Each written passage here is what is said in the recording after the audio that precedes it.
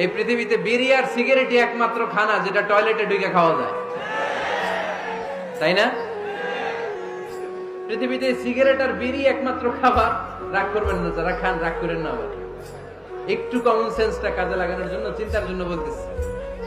এটাই পৃথিবীর একমাত্র খাবার যেই খাবারের গায়ে এই খাবারের বদনাম লেখা থাকে, স্মোকিং কজেস ক্যান্সার।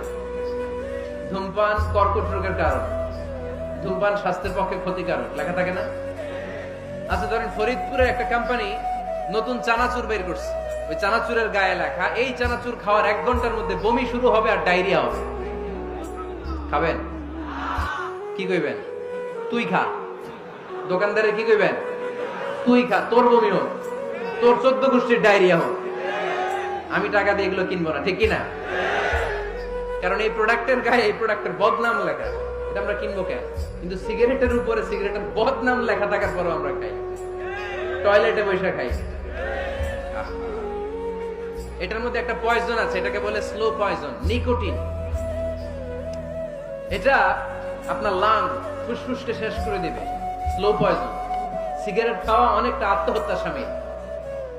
বিষ খেলে সাথে সাথে মরে, সিগারেট খেলে ধুকে ধুকে মরে। আর সিগারেট থেকে হিরোইন, গাঁজা, ফেন্সিডিল, ইয়াবা, ম্যারিজুয়ানার পথে মানুষ পথ বাড়ায়, পা বাড়ায়, তাই না? এগুলো খাবেন না। ওয়ালা তুলকু আইদিকুম ইলা তাহলুকা, নিজে নিজেকে স্বেচ্ছায় ধ্বংসের দিকে ঠেলে দিও না। জীবনটা অনেক সুন্দর, জীবনটা অনেক রঙিন, আল্লাহর দেয় জীবনটাকে উপভোগ করার দরকার আছে না নাই?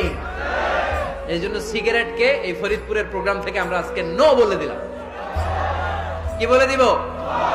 আওয়াজ করে সবাইকে আমরা সবাই একসাথে বলবো, সিগারেটকে কি বললাম? মনে থাকবে? মাহফিলের প্যান্ডেল থেকে বাইর হয়ে আবার ইয়েস,